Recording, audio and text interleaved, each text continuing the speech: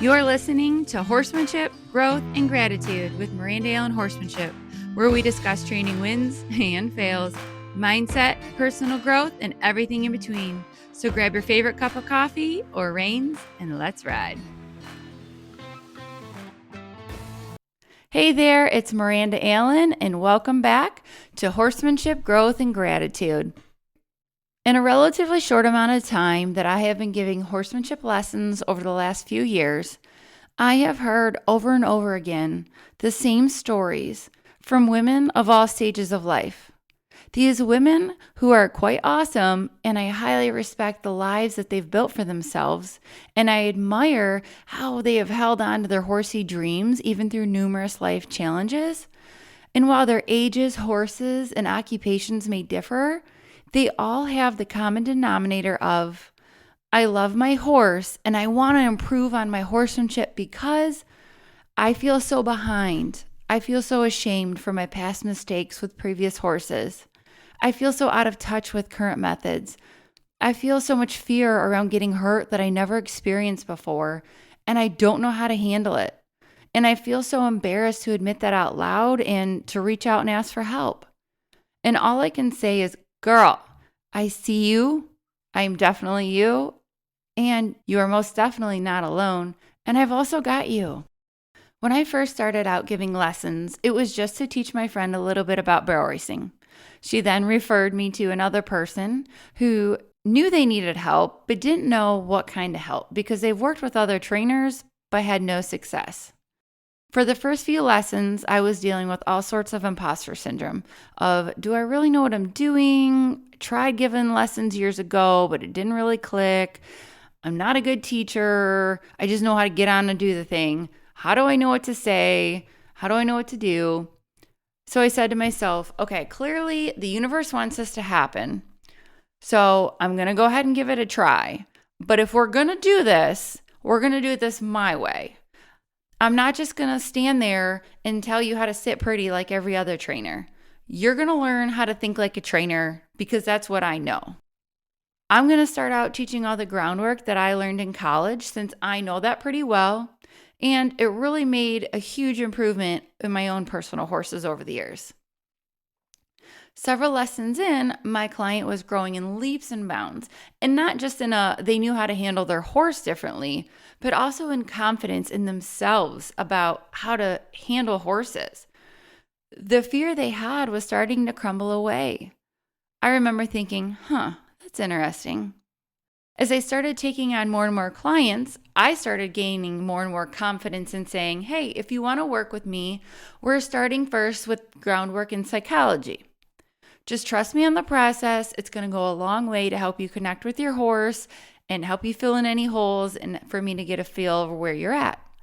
Little did I realize at the time of how to articulate it, that was just prioritizing how to build a solid foundation. Now, I'm not one to boast, but I wasn't blind to the fact either that several of these clients, who were mostly women who came to me nervous, embarrassed, or fearful, started getting great results. My methods of teaching weren't just about learning how to control their horse. They now understood why their horses reacted in certain ways. They started recognizing patterns in their horses and knew how to read and predict where their horse was currently at and the path that the horse was heading down. And now they had tools to steer that ship back on course.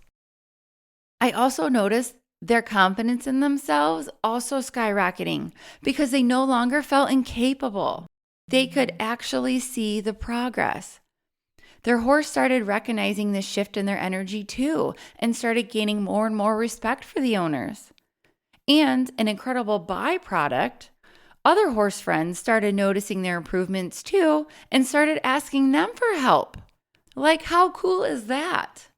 Every time the client would tell me about it, I could tell they were proud, but they were also kind of nervous of, should I have stepped in and been a teacher in that role? I'm not a trainer.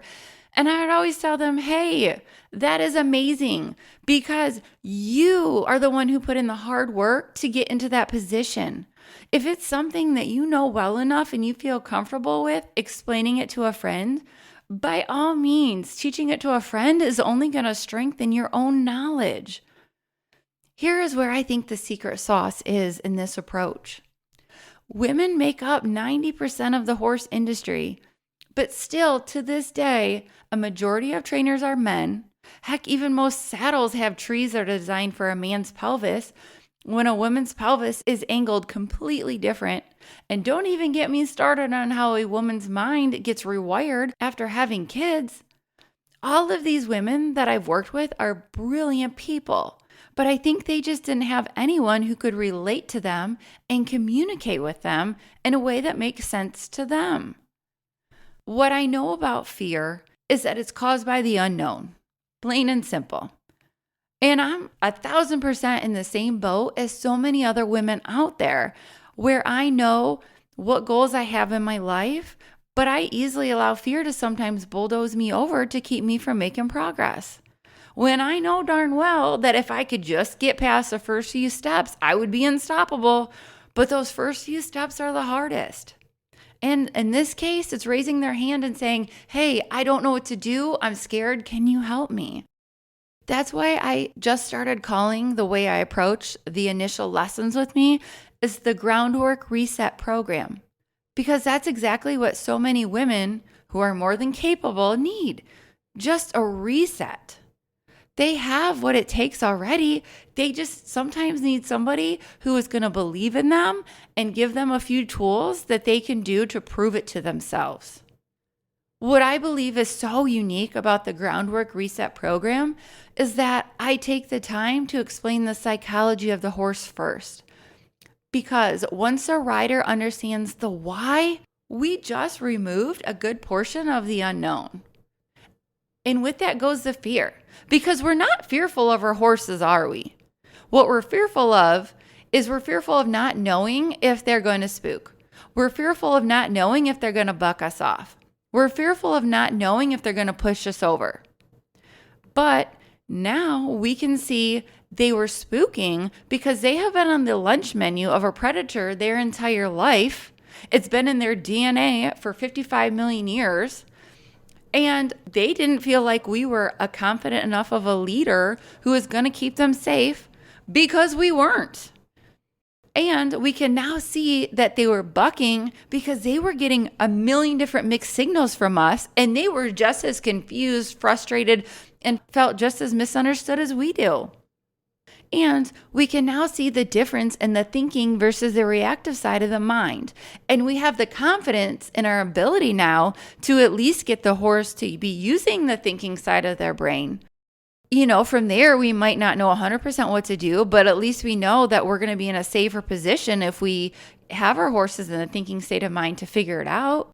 And that's all we want, isn't it? We just want to understand why we're doing something. And unfortunately, most people don't teach this.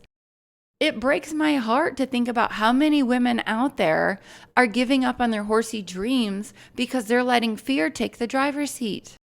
This is exactly why we need cowgirls supporting cowgirls. I did an entire podcast back on this on episode 11. I'll link it in the show notes if you'd like to give it a listen. I will be the first one to say that me teaching, supporting, and helping others has increased my own knowledge tenfold, along with giving me numerous friendships that I truly cherish and wouldn't have had if it weren't for horses. Horses and kids truly take a village. That's why we need to be there for each other, be each other's village. And if you've been listening to this and wondering, okay, that's great, but what does it actually look like? What do I do with my horse to start creating this shift? We all know it's one thing to understand the why, but at some point, we do have to be able to apply it in a way that actually changes something for both of us and the horse. This is where groundwork comes in. Groundwork isn't about making a horse move their feet. It's about making them give you their attention. It just so happens that to get their attention, you need to move their feet, but not in a mindless way, not in a just go do circles kind of way. I'm talking about intentional movement with a purpose, movement that is constantly asking your horse to stay mentally connected to you. Because if their feet are moving, but their mind is somewhere else, you don't actually have them. And that's where so many people get frustrated. They're doing the motions, they're doing the exercises, but they're not getting the results because the horse isn't with them mentally. And that's the whole goal after all. And you surely cannot expect to fix a problem in the saddle if you cannot get softness, understanding, and respect on the ground. But here's the part that I think doesn't get talked about enough. Groundwork isn't just training the horse. It's training you. It's giving you a place to slow down, to notice, to start reading what's actually happening instead of just reacting to it. It's where you learn how to recognize the moment your horse checks out before it turns into something bigger. It's where you learn how to influence a situation in a small, controlled way so that you don't feel like things are spiraling out of control. And so many women, this is where the fear finally starts to loosen their grip, because now you're not just hoping your horse behaves. You're not just bracing for what might happen. You're actually doing something about it. You're creating clarity. You're creating communication. And you have a plan. And you are going to work that plan. And that right there is what starts to rebuild your confidence. Not because you forced yourself to be brave, because Cowboy Up is just a load of garbage, and it just, all that does is tell you to ignore the fear. But because you finally have something to fall back on, something that makes sense, something that works, something that puts you back in the driver's seat, and that something all along was just a solid foundation. And that's what I mean when I say, I've got you. I am more than happy to be your village. Thanks for tuning in to Horsemanship, Growth, and Gratitude with Miranda Allen Horsemanship. If you've enjoyed this episode, I would love for you to follow the podcast, leave a review or a comment, and share it with a friend who loves horses as much as we do. And while you're at it, be sure to check out my website, mirandaallen.net. That's ALLYN, to stay updated on the launch of my upcoming products, including Essentials of Horsemanship. And until next time, remember, you got this, you are worthy, and horsemanship is in the details.